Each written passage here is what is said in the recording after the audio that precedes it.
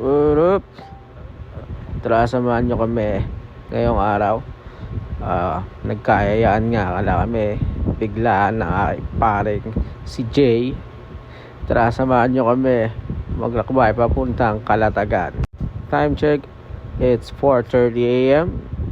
Kami ay bumiyahe galing pang Cavite. Maaga kaming umalis para sa ganun maabutan namin ng sunrise. Mag-whole week na rin kasi, kaya naisipan namin hindi sumabay sa pugso ng mga tao sa paggagala. First stop namin ay nagpagas nga kami at napakamahal pa rin ng gas. Dito naman ay napadaan kami kung saan ang pinaka-controversial na tulay na ginawa dito banda sa Tagaytay. At napakalamig sa lugar na to. At kung makikita nyo nga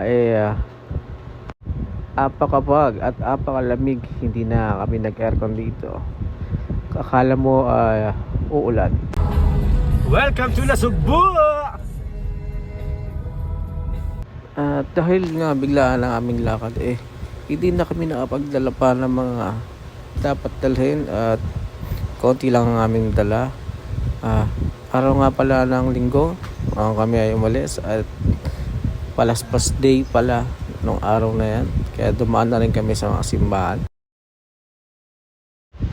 At makalipas nga sa kalahating oras ay nakarating na rin kami sa aming destinasyon, ang Calatagan. Dito kasunod ko lang si paring Jay at ang kanyang sasakyan na si Wiggy. Napakaganda ng mga tanawin na inyong madadaanan papunta sa loob ng Calatagan. Makikita niyo yung mga puno na yan. Hindi ko alam kung anong tawag dyan pero napakaganda niya pagmasdan. Kaya enjoy na enjoy kami habang bumabiyahe. Ay, ako lang pala, tulog pala sa biyahe. Pagpasok naman sa mismong beach ay madadaanan ng mga saring tindahan. Makikita ninyo, mayroong mga bilihan ng mga salbabida. At ito yung bayan yata ng Calatagan. At ilang minuto ng paglalakbay, nakapasok kami sa Santa Ana, kung saan matatagpuan ang resort namin pupuntahan, ang Manuel Oy Beach. Ayan. Dito kumanan kami papasok. At kung makikita nyo medyo rough road yung daanan, kaya medyo mabato at mabuhangin. At sa pagpasok ay merong ecological fee na 20 pesos ang isang tao. Ayan, dito ay papasok na kami at napakaganda ng vibes. Probinsyang probinsya. Dito naman ay bago makapasok ay magbabayad ka ng entrance fee. 0 to 6 ay free. Ang adult ay 250. Dito ay gising na pala ang aking anak na maganda. May bayad din pala ang parking, which is 150 pesos. Tent pitching, kapag sarili kang tent ay 250 pesos. Pag wala ay 500. For 2 to 3% ata ang arkila ng tent. Dito ay papunta kami sa drop off. So ilalagay muna namin yung mga gamit and then balik sa parking lot. And kung makikita nyo papunta kami sa dropping point. At sa gilid namin makikita nyo ang mga galing overnight, mga nagka-camping. Dito mas priority nila ang katahimikan. Bawal ang speaker, bawal ang videoke, tahimik ang lahat. Para lahat naman merong kapayapaan. Dito dinadala na namin ang gamit papasok dahil meron naman silang card, so hindi naman kami nahirapan. At ang anak ko ayan, hindi niya na alam gagawin sa kanyang turban. Ang haba ng hair. At ito yung mga dala namin gamit, no? So konti lang yan. At kasama ko pala si paring Jay na hindi natulog. Ay, natulog pala. Ako pala hindi natulog. Kakabalorant. Dito meron pala silang reminder na don't interact with the wild animals, kasi parang tingin ko may nakagat na rito ng aso or pusa. So mahigpit nilang pinagbabawal na pakainin ang mga wild animals. So kakaiba yung wild animals dito, no? Yung stray dogs nila ay golden retriever. Dito ay ang hirap itulak gawa ng buhangin habang naghanap sila ng pwesto. Kami naman itong nagtutulak. Dito ay pabalik naman kami dahil i-park na namin sa sasakyan. Kung makikita nyo apakaganda na parang may sandbar. Dito ay parang nagdudugtong na yung ilog at ang dagat. Yan. Apakaganda ng vibes. Napakaaliwalas. Yan. Dito ay hindi na kami nag-setup ng aming tent dahil malilim naman at hindi naman kami gaano magtatagal. Sakit lang din naman kami. Dumating nga pala kami dito ng low tide, so hindi pa ganun kataas ang tubig. Ang mga bata ay nag-enjoy na rin. At ang aking pangalan naman ay mukhang masaya naman dahil ito talaga ang kanyang hilig simula pa ng kanyang bata. At ang aking bunso na nagpapakit sa camera palagi, ayan, nagsiswimming din siya at meron na rin siyang rush card na nakuha namin sa ukay-ukay. Kala mo kaya mo lang umupo ah.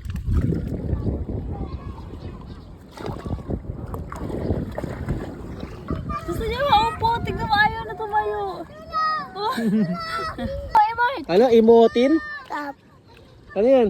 Emotin. Emotin? Tingin, patingin. Cup. Ano yan? Hermit crab. Crab? Ngayon ay napaka-ganda at napaka-payapa ng lugar. At ababa pa ang tubig kaya enjoy ang mga chikiting namin. Ayan, sit na dyan. Tama na ha. Huwag na Tama mag-swim na. ha. Hindi na. Nausog yun.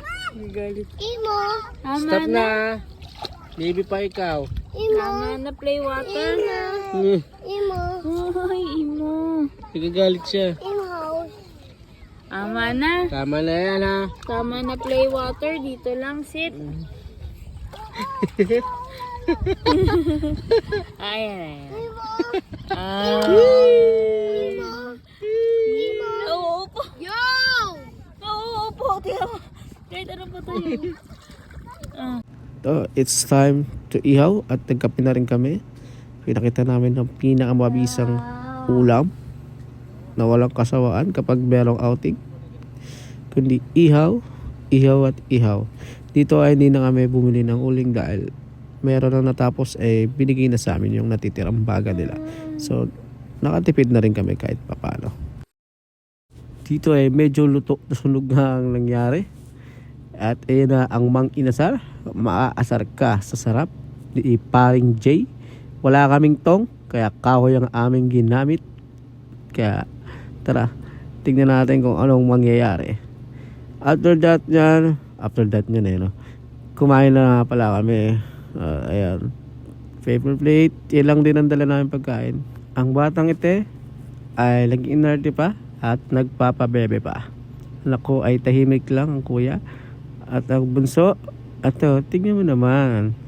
Pag tinutukan ng camera, pabebe, ang haya.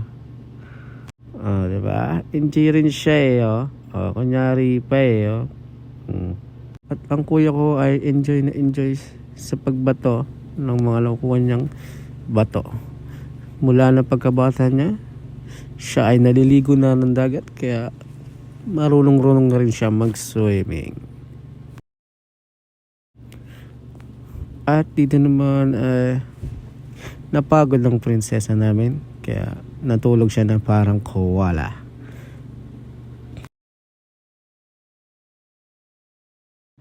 At ito namang si Sion, anak ni Faring J, ay nakahuli ng elepante sa dagat. Apakaswerte niya. Ayan, patay ang elepante.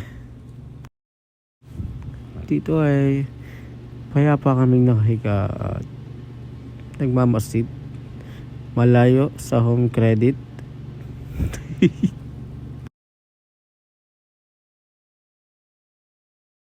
Dito lumalay medyo nakalayo-layo na kami pero mababa pa rin ang tubig kaya enjoy. Tanghaling tapat, naliligo at ang iitim na ng mga taong ito. Ay enjoy mga bata at si Kuya J mo. Sarap At si paring Johan baka hindi ka na makilala ng mama mo. Pag uwi mo, lagot ka. 1, 2, 3. Okay, throw. Yay! Ito sa pit. Look at my pit. Get the stone on my pit. This one.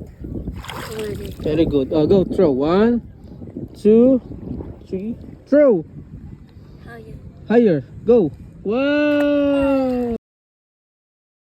Dito naman ay medyo relax na kami at nagpapahinga na dahil maya ay uuwi na rin kami at hindi na rin kami magpapagabi dahil ayaw naming abutan ng dilim sa daanan at mayroon kaming kasamang mga bata. Kaya hinayaan na namin mga bata magbabad at maya ay pack up na rin kami.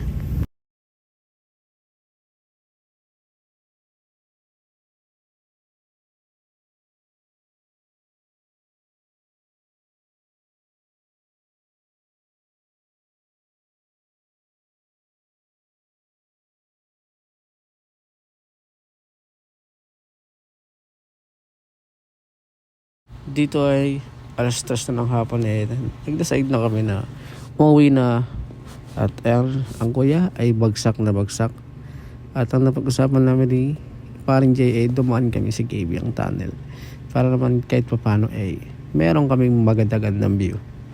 Dito ay dumaan na kami papuntang Nasugbo.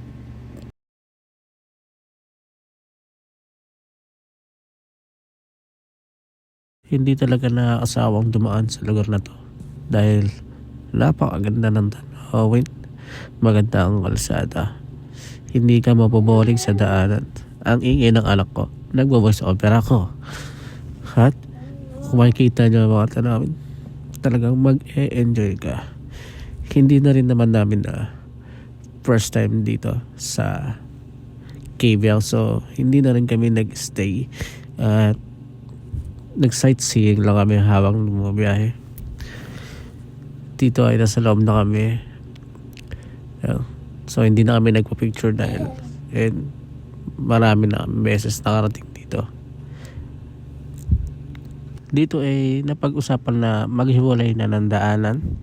Siya ay diretsong pa Las Piñas at ako ay liliko sa Naik papuntang 13. Hanggang dito na lang uli. Salamat. Ano kasi ako?